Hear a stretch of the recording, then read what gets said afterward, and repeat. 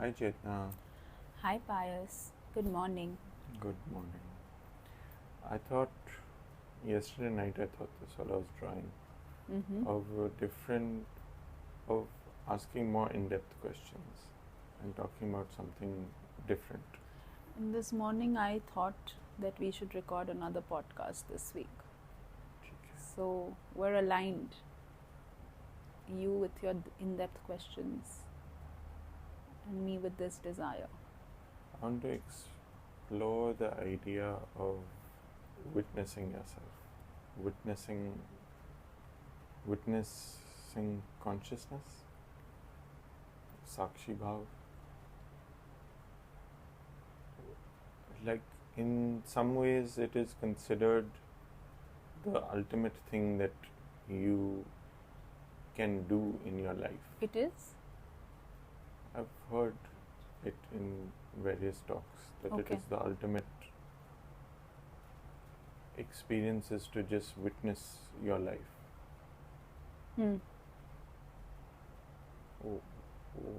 What? Why? Why should one do this? What? These are such open questions. Ask a pointed question, like a clear question. Or is that your clear question? That is my clear I have question. heard from many spiritual people and from people that seem to know what they're talking about, that the ability to witness yourself is a great ability. Why?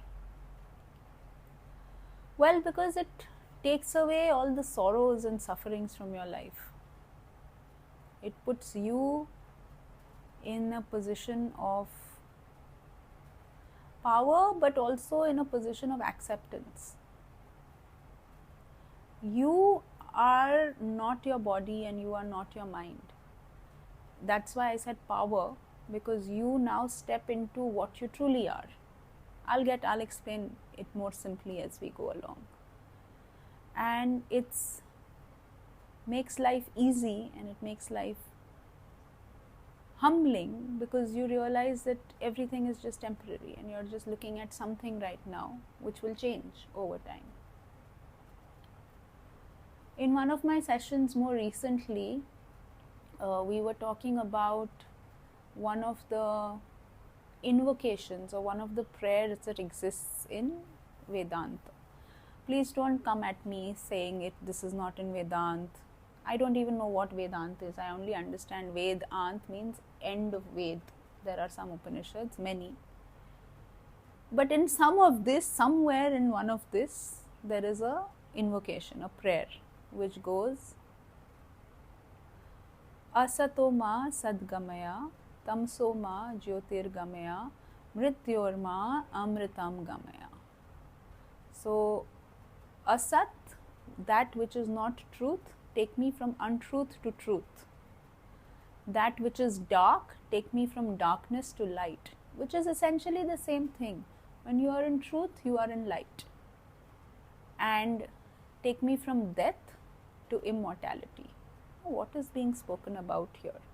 Is it being said that this body will not die? I don't believe that is what is being said necessarily so.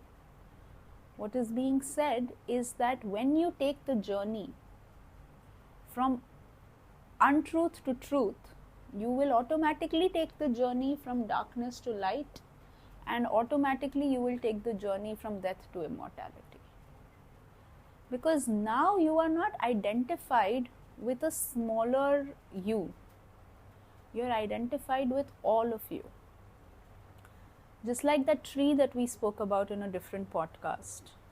The tree that lets go of its leaves, that is death also. Those leaves and that stem and that side of the tree that goes, it is death. But the tree is not dying. The tree is living much longer than that stem. Or the tree is there, suddenly we will see in autumn everything, all the leaves fall. That is also death. But then in spring all the leaves and flowers are back, and that is also birth. What would happen if during the time of the leaves falling, the tree would go into this panic state saying, I'm dying, I'm dying, I'm dying, I'm dying. And then wouldn't it just die? But the tree has wisdom. So the tree understands that the leaves falling is just a change of season and nothing else. Because the tree can stay in Sakshi Bhav, the tree can stay in witness consciousness, the tree can say, this is happening to me, this is not me. Now say you are doing something and you hurt yourself a little, like not a lot, but like let's say a little bit of blood comes out. You can faint also. There are people who say at the sight of blood I faint. So you can faint also. There are people who say that, who are nurses or doctors, and they do what at the sight of blood? And we just go around saying they are made differently. They are made differently. Baba, I don't know, तुम ये सब कैसे करते हो? मैं तो खून देखते ही बेहोश हो जाती हूँ. Right? We hear this. But I used to also think that, अरे बाबा, तुम लोग जानवरों के साथ कैसे रहते हो? मैं तो डर ही जाती हूँ. तुम लोग अकेले रात को कैसे सोते हो? मैं तो डर ही जाती हूँ. This is all because we have put a shield in front of our eyes, maybe at a little bit of a distance, and on that shield is written, you are afraid of the dark. On that shield is written, you are afraid of animals. On that shield is written anything limiting about yourself that you believe. You will die. You are this body. You suffer at the hands of others. Anything can be written on the shield, or on this sort of a blinder that you have in front of you that cannot let you see beyond that spot. It takes time and practice to become stable in Sakshi Bhav, to become stable in witness consciousness, to observe everything that is happening with you as a passing scene, while you are the stable consciousness that is experiencing all of it. See what you've asked, it is deep, like it's an essential question of our existence. What am I? Now you believe that you are your name. Good. I cannot argue. But people change their names. Chalo, let's take a better example. You believe you're your body. But when you were 5 years old, and when you are maybe 35 years old now, I am 35, or maybe when you will be 70 years old, will you have the same body? No. You will not have the same body. You will have a completely different body. So how can you be this body? The body is changing and being witnessed by a comparatively non-changing identity. So you don't have the same body as you did when you were 5 years old, but can you remember being 5 years old? Yeah. So there is a layer of you that has more deeper memories than the body has, because that's not well put. But your body is changing, and there is something, not what I said before that, because your body has a different form of memory, but for different reasons. So I'm not saying your body doesn't have memory, please. I'm only saying that your body has changed, but you have some construct within you that tells you that that you are the same. You believe that. No. But that body died. But your story is telling you have not died, which is why you're alive. That, on a cosmic scale, would become death to immortality. Now, it's a question of belief also. See, it's either a question of experience or it's a question of belief. If you experience it yourself, like you have experienced that you are no more in that body, but you are still you, Now you don't think that that body died and this body was born. But you know what happens? हम आसपास के लोगों का सहारा लेते हैं. अरे my mummy is the same na, my father is the same, my sister, siblings are the same. So my photographs are there. These sort of materialistic world evidence becomes your evidence. So that's why now I didn't die. You are already experiencing what that prayer is asking. Take me from, no, you're experiencing the last line, but you're not experiencing the top two lines. Your experience of the last line without attached wisdom, without not just attached wisdom, but even reflection. You're not reflecting on it, no? You're not sitting and having this conversation with yourself. You're not saying, science is also saying this, that your cells die, all of your cells change in every 7 years. So how is it you? Which you is you? Yeah. There is no permanent concept of a you. You can attach a same name to it. Let's say you buy a computer today. Not today, but when I was little. Let's say you buy a computer when was I little? When did I buy my computer? 2000 something. 2003, 4. The computer, the assembled computer. Do you remember the assembled PCs. computer? PCs, but assembled.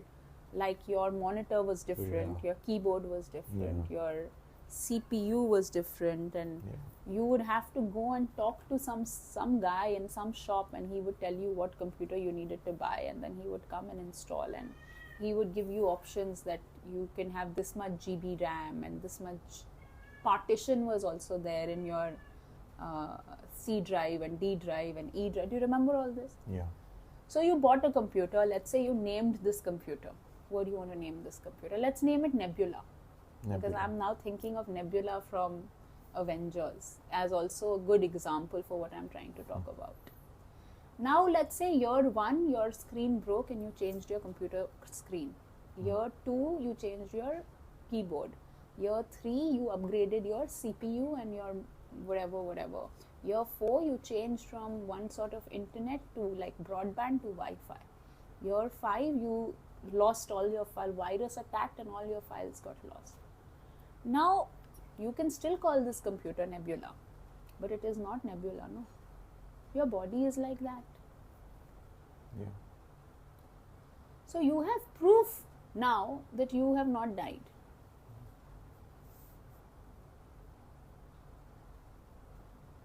My experience. In your my experience. proof. Your experience is your proof. Your limited experience is your proof, because your cells have died and you've not noticed. Your lack of experience. Your limited experience is your proof. So coming back to your question, because we went everywhere. No, these are absolutely related. It is related, but your question is still a question which is open, which is what Sakshi Bhav. Why is Sakshi Bhav so important? You've heard all the great people talk about Sakshi Bhav. Why is it important? It is important because now you get to see all of this transpire. Instead of getting too attached to it, instead of getting too involved in the story of it, instead of getting too directly emotionally impacted by it, you are just seeing it as a happening. And my actions? We'll come to that. I don't know what you mean by that. You are seeing something happening. Now you are experiencing it in much more detail and with much more objectivity. You've seen, no, how when you are in a fight with somebody and you are angry, now you are less objective. But the same fight two people are having in front of you and you are the third party, witness to that fight. Now you have a lot of objectivity about the whole issue. So think of it this way. If you want to learn how to begin this process of Sakshi Bhav, this process of living in witness consciousness, see how you are different in scenarios where you are the witness of the scenario two external people or one external person having an experience and you being the witness of it, versus how you become when you think you are directly involved in it. You can begin here. You will need focus. So only beginning here might trip you up.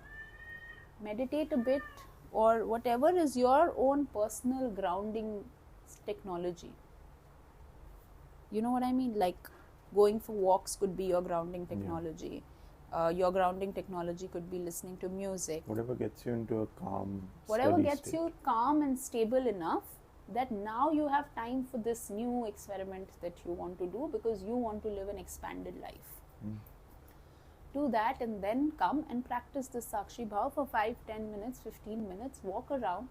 You can do it in many ways. You can sit and observe your breath and then be like, wait, my breath keeps me alive, but I am separate from it. You can find it out that way. Or you can find it out in the way I said. See how it is different when somebody goes through something and you're a witness of it, versus when you go through something and you're not a witness of it. And maybe after some time of doing this, try and go through and experience yourself as a witness of it. I could not take cold showers. I couldn't, even in, you know this. Yeah. So what would I do in summers? Warm water. I would put on the geyser and I would take a warm shower. In the thick of summer, like in the heat of summer, if I had to take a bath, I would take. Because if I went under cold water, I couldn't breathe. My whole body would just go thud, thud, thud. Yeah. And now I take long cold showers, even in winters. Sometimes in winters they're not that long. So how do you think that happened? Or what is something that you cannot do?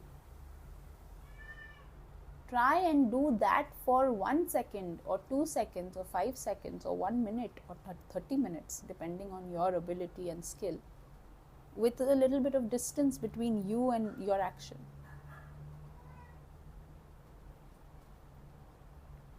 Is that what your question was? What about my actions? Yeah. Ask that question. My one is I'm witnessing things, but I'm also seemingly doing things. The things are happening, yes. So when I'm doing those things, how do I witness those? That is, in that moment, is that me?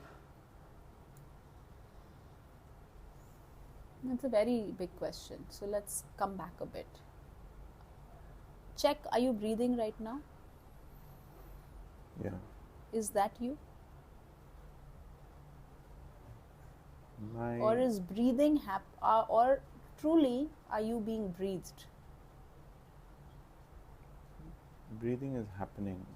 Okay, you may not be Yeah. able to say you're being breathed, because then wait, who is breathing me? Like, what is this new layer? Fine. So we will come one step back from that also.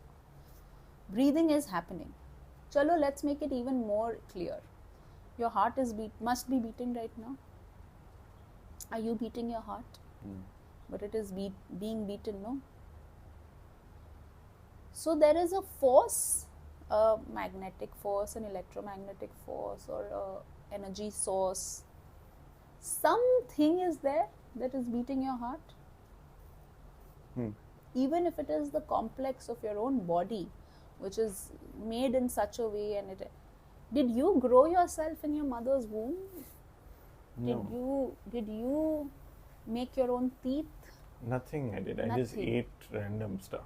And that all became you, and it became, like Sadhguru says, no, a monkey eats a banana, it becomes a monkey.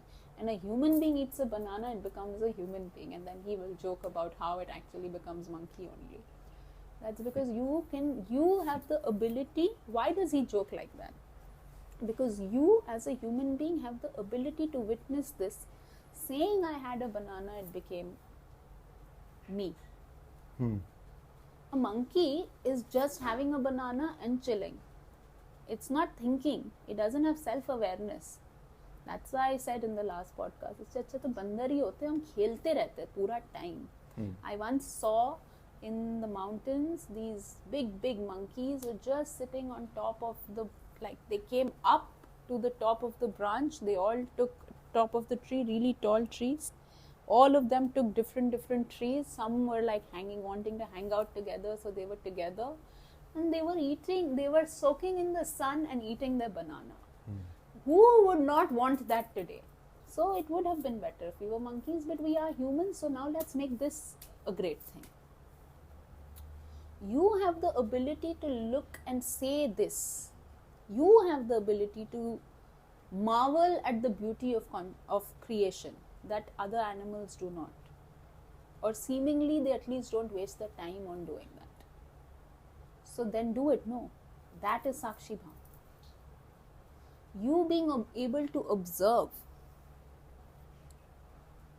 something as distinct is witnessing it. What is the subtlest ways in which you can witness? In and in and in and in. I ask this question sometimes to people, why can't you hear your own heartbeat? It's right here. You can hear right now, I can hear what she is doing 30 feet away in the kitchen and making a lot of sound. Khat, khat, khat, khat. Why can't I hear my very, very loud heartbeat? Because your habit of witnessing is outside in. Is of outside things. Outside in. You hear it and then it comes in within you. That's why you can really hear it. The direction is outside in. Because you don't actually see, no, you project. What you see, you've projected. So your witnessing is outside in, not inside out. When it becomes inside out, you will not ask these questions. You can ask these questions, nothing wrong, because it's outside in. How will we go in? Till there isn't enough force to take you in, you won't go in. So good, we're having this conversation. But I'm saying that the eventual answer to it is experiential, or is only in this moment. If you think you will listen to this podcast and hold this information, that's not going to happen. Then you will be holding information, but it will not be your experience. Like, I can remember how delicious that ice cream was, but I'm not eating it right now. 11 is making a lot of sound. That's possible. Pause. Okay, we're back. Okay. So, wrap-up question is that, so you said that we're looking, everything, it's outside in that's happening. So what is happening? No. I'm saying right now, most of our experience goes outside in. Yeah. Like we have become used to observing data in the direction outside in. Yeah. So, for example, if I may, what is that person thinking about me? This is so outside, because it crosses all the boundaries of what you are and crosses all the boundaries of the space between you and that person, and then enters their private space, and then it's like, what are they thinking? It's beyond your perception also, actually. You don't yes. For the purposes of this conversation. You do not have a perception of what is in the other person's mind. The regular person does not have a perception of what is in the other person's mind. Yes. Now, given that the case, you're making up you are so outside of yourself. So outside, right? You can be outside. You can be just at the threshold of you. You can say, my body is feeling this. Yeah. That is still outside in. But your direction is still outside in, but आपका sensory, आप कितना दूर जा रहे हो? When you enter the realms of what is the fashion going on right now, which is where the questions of what is that person thinking, oh, my hair is out of place. I know people who, when they have one hair out of place, they are disturbed by it. I used to know. I still know, not Ghanishta. Or when, like, if they're not wearing branded clothes. I love clothes and clothing and good materials. So I am always arguing against all of this. At the same time, I am never arguing against quality. I am never arguing against a person having and deserving good things. My argument is against the obsession of all of it. So yeah, so outside in varying degrees. Even when you're conscious of your own thoughts, it is still outside in, to be honest, but it is still now closer to you. Now when you're conscious of your breath, it is still outside in, to be honest, but it is now even closer to you. So what's your question? So you've gone a few steps in the answering of maybe what my question is, but it was that we are witnessing anyway. Yep. We are witnessing outside. We are not realizing that we're witnessing it. We are feeling that the world is inflicting stuff on us. On us, yeah. But because we are not taking charge. When you take charge, you say, "Acha, I have the power to direct my awareness in the direction that I wish to do." Yeah. That's what taking charge will look like. Yeah. So it's you actually are watching a movie outside, but once you start getting in witnessing, then you start witnessing yourself in that movie. My body also exists in this movie. This is how I feel about it, rather than this is how I feel about this clothing that I'm wearing, rather than an external brand absolutely. telling me that this is a good thing. You know, since we've gotten to here, I want to say one thing, that there is a lot of like unnatural clothing. It's because we've gotten to a particular angle. I will use that as one example to talk about the whole. Like a lot of clothes that are promoted by all these brands, they are causing all sorts of nonsense in the environment outside and in your environment inside. Women have higher breast cancer issues because of the bras they are wearing.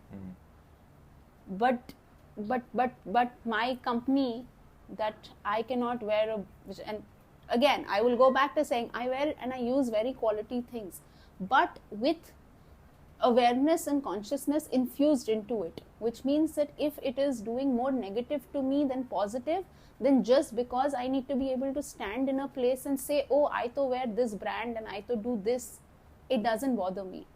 You know what I mean? So that's it. A lot of diseases that exist today come from this level of unawareness. So if you asked a nice question about Sakshi Bhav, but I want to say, if you lose it any more, then you have already lost it. You see how 11 just did a double. She lost it. She lost it. She's like, I'm not going to lose it anymore. I'm going to go find it right now. But if you lose it any more, then you've already lost touch with reality. Now it is going to be doomsday or whatever. How is it not going to be? So come back to the simpler basics of life. Don't be so floaty in the air, this brand, that brand, these clothes, that car. All important, all great. But your direction has to be inside out and not outside in. You need to, your body mind right now needs to enjoy minimum that. Your body mind. If it is enjoying that, then it's good. If it is not, then it is not for you. But do you even know how to read your body mind? Because right now what is enjoyment is if I can put a picture of it on Instagram and get 20 people to like it, and those 20 people, when they're liking it, they're just jealous of you. Please stop it. It's very easy to stop all this. Stop it. Because if you don't, you're fucked. This is the last thing I have to say. Janhit mein jari. Yeah. Yeah. Look at your life. Look at the lives of people around you that have not lived in consciousness. If that is not good enough awakening for you to start living in consciousness, then I do not know what is. Awesome. That's the it. end.